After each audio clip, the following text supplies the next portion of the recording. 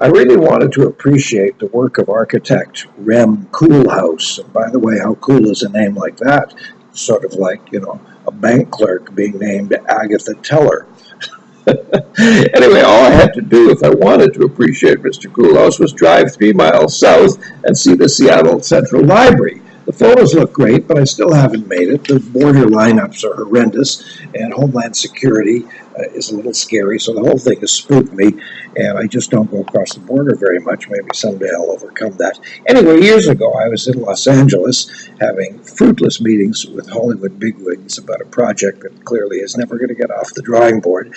So in between the crashing the power dens of the Dreamland elite, I was checking out famous delis and stores and so on Rodeo Drive. I knew in advance that there really wasn't anything I could afford, but I also know the fun of being a pauper who gets to pose like a millionaire on occasion. And in addition, I had recently read the news that the new Prada store was built by the famous Mr. Koolhaus. What I didn't know is that in addition to being a famous architect, he was also, or is also, a writer, filmmaker, journalist, Harvard professor, magazine owner, and considered one of the most influential people in the world. I just had to see this store and get a feel for what all the fuss was about. Well, the first sight of the store knocks the wind out of you.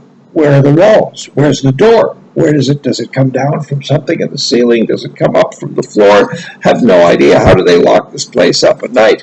When you look down, there are Prada shoes in a glass case in the floor below ground. I mean, how do they get them in there?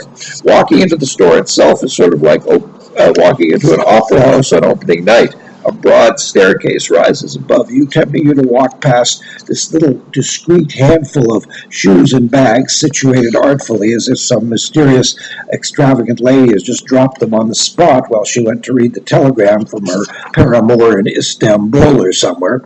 Upstairs, shirts, jackets, and accessories for all of the current 22 genders are hanging on sliding racks that just disappear into the walls. Now, if you have the courage to walk around the invite of that grand staircase, you'll find a helpful clerk or two.